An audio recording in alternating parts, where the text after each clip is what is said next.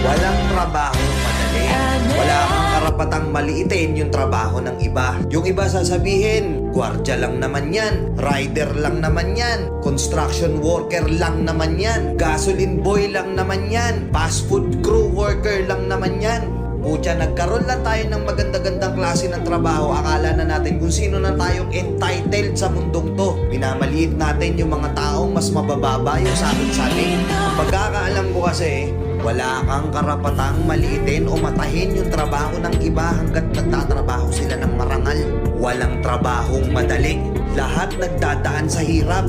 Lahat nagsasakripisyo. Kaya kung iniisip mong porket maganda-ganda yung trabaho at malaki-laki yung sinasahod mo, mamaliitin mo na yung mga trabaho ng mga taong nagtatrabaho na mas maliit yung sahod sa'yo.